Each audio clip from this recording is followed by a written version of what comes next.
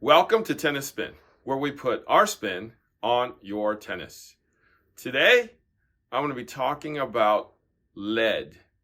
Not lead in your head, but lead weights for your tennis racket head. All right? What does it do for you? Why do people use it? Stay tuned. All right, quick shout out to Robert Tukokeki. Sorry if I butchered your name. Shout out to Hanlon Chan. Thanks for the shirt. I think it says, Ayah. Okay? You know how Chinese people say, Ayah, right? I think that's what this says. I mean, let me know if it says something else, because I had somebody interpret it, and that's what they said. So, Ayah. All right? Okay, so we're talking about lead today, okay? So you see it in many forms. Like I use it in rolls. People sell it in packs, okay? You see 1/4 of an inch packs like this. There's 1/2 inch packs like this, right? So why are they sold in 2 different ways and cut in 2 different ways? So the traditional way is the 1/2 inch strips. Now, if you want to split the 1/2 inch strips in half yourself, that's how I used to do it. And, put it on each side of the racket like this. You can. But in recent years, they've done 1/4 inch that are pre-cut for you already to make your life a lot easier. So depending on what you're doing with the lead, I would say if it's going to go on the head, get the 1/4 inch ones. If you're going to load up the handle with it, get the 1/2 inch ones. So for the 4 inches or the 4 strips here or anything you want to do in this handle, you're probably going to want the 1/2 inch, okay? Now, why do people use lead? Well, hey, first thing is my racket's too light. I want a little more heft in my racket. I want a little more head weight. Hey, I missed the Wilson hammer. Can I get that hammer feel back? Well, yeah, get some lead weight and put it in the head, right? But when people say that to me or to most people, they usually take the lead, right, and put it in the 3 o'clock and 9 o'clock spaces, right? This is where everybody should start if they want more weight in the head of their racket. Now, how much lead do you add though? What I tell people is put 6 grommet holes worth. So find 3 o'clock and 9 o'clock, 3 o'clock and 9 o'clock, and count 6 holes. So 1, 2, 3, 4, 5, 6. So 6 holes right there.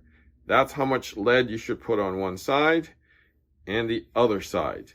1/4 inch strips on both sides.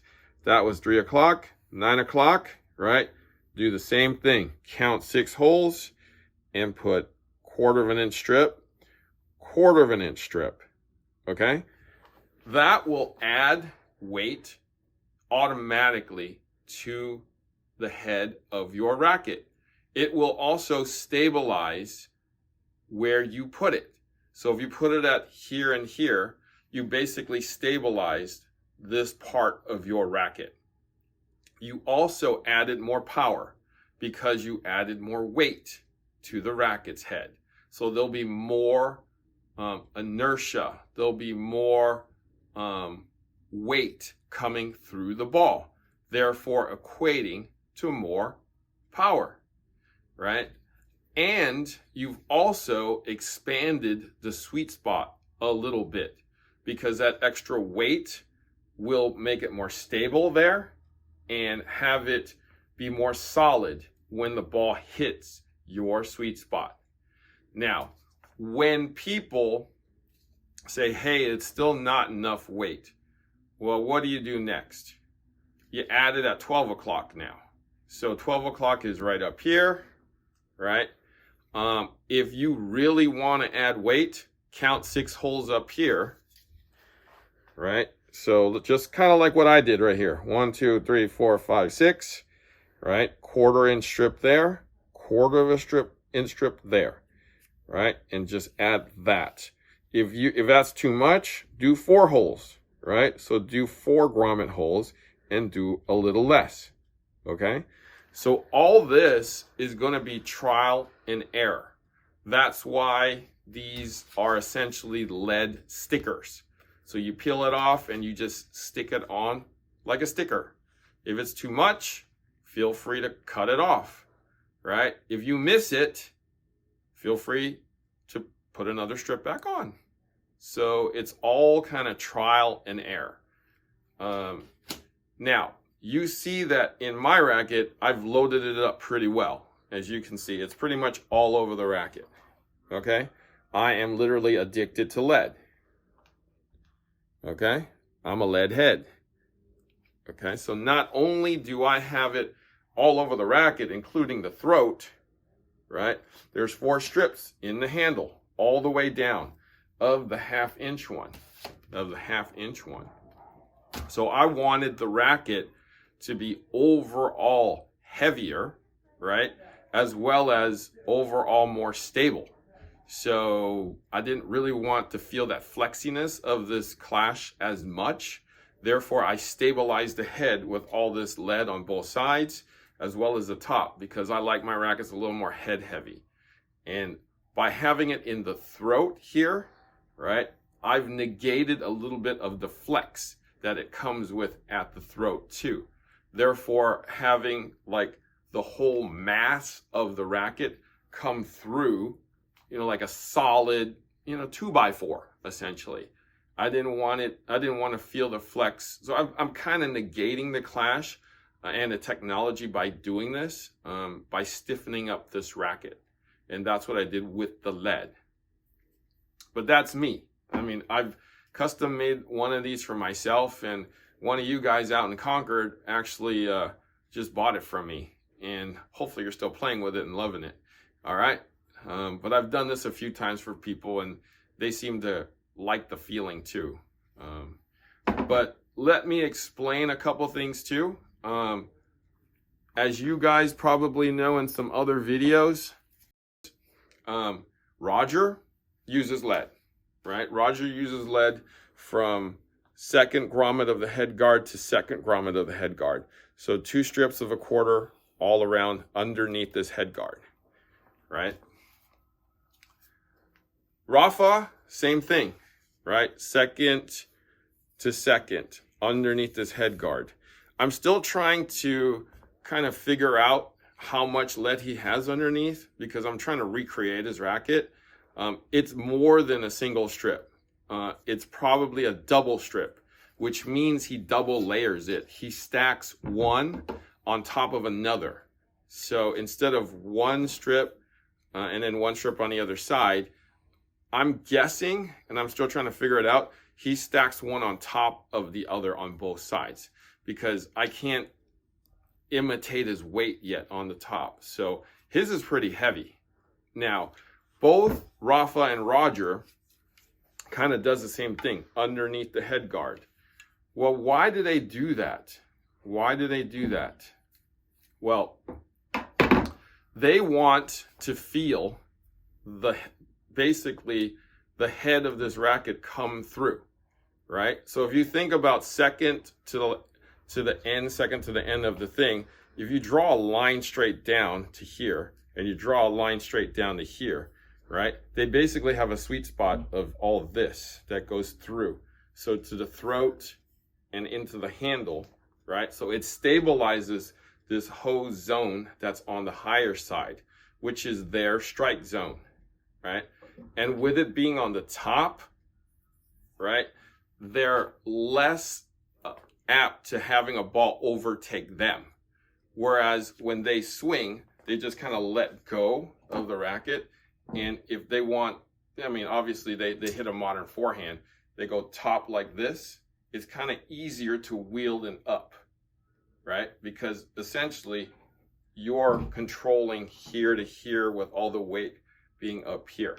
So it stabilizes that high hit, and then they can turn it up on that modern forehand or backhand, right? So it's easier to withstand a 120 mile forehand and make it kind of easier for you. If you swing 70%, right, which most of these guys do during a rally ball, right, you just have to do what you do, and the racket will definitely help get the ball back with efficient, easy pace. Now, Novak, on the other hand, I'm going to pan over here to Novak's racket. He puts the lead right from here, which is essentially, I want to say 2 o'clock down to about, let's say, well, 2 o'clock's over here, sorry. So it's like 10 o'clock down to, what would that be, about 7 o'clock? Yeah, I would say 7 o'clock. And then 2 o'clock over here to about 5 o'clock, right? So why does he do this? Why does he do this?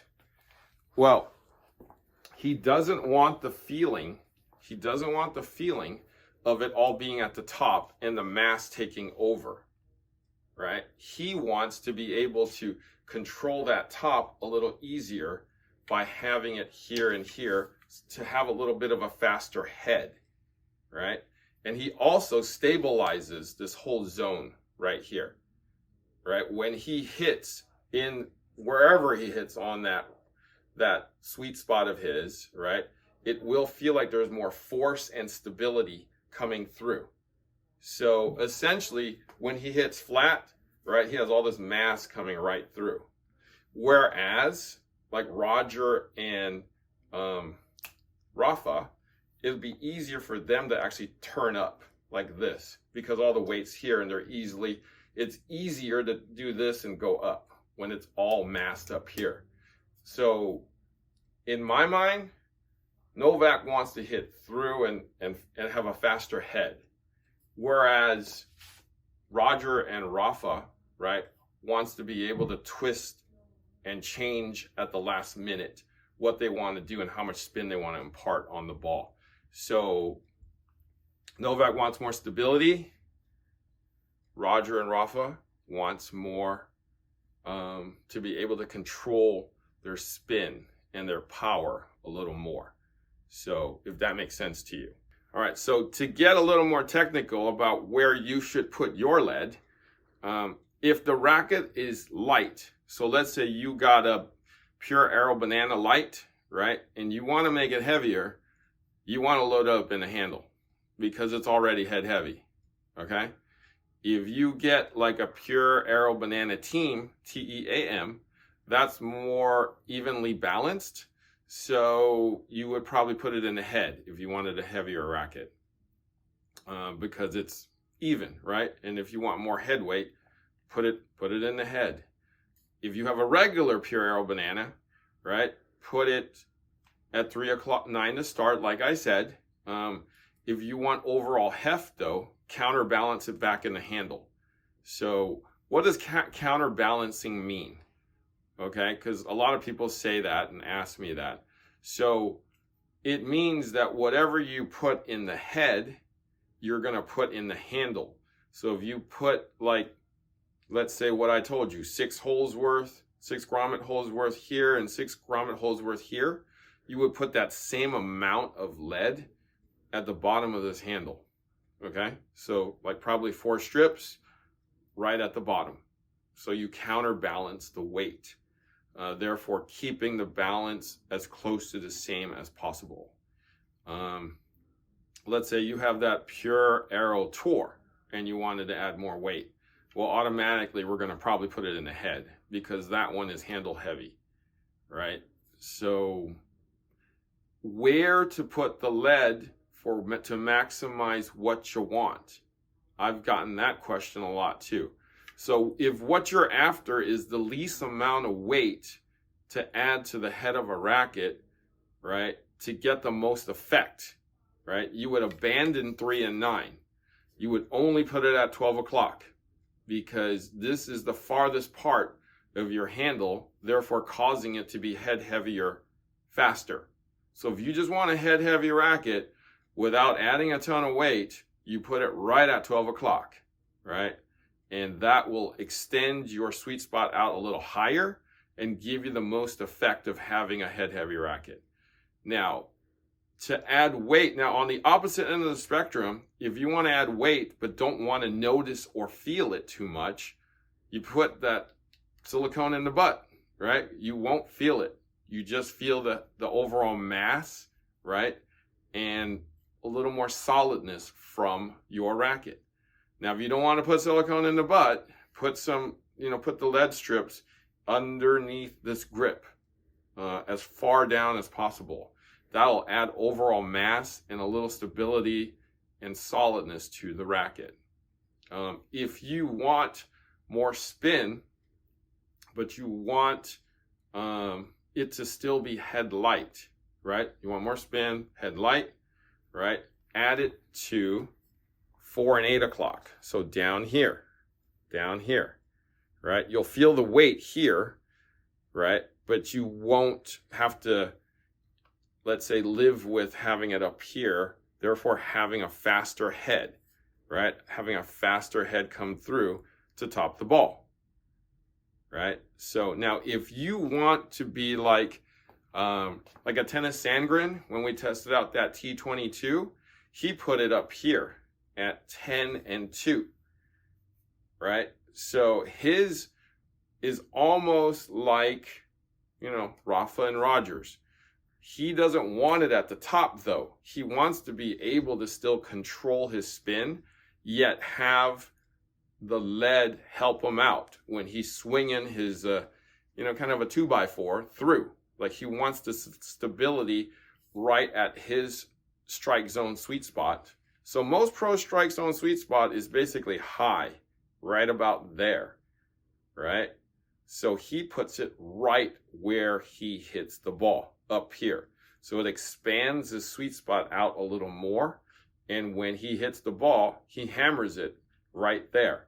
Therefore, the extra weight up there will help him increase the speed and power of those shots. So if you want head weight, like what I said, 12 o'clock, or do what Tennis Sandgren does, 10 and 2. Okay? Now, if you want to add weight for stability, right, and you don't want to notice it too much, and you don't want to put it in the handle, you put it at 6 o'clock, which is right there, okay? Like a strip right there on both sides, okay?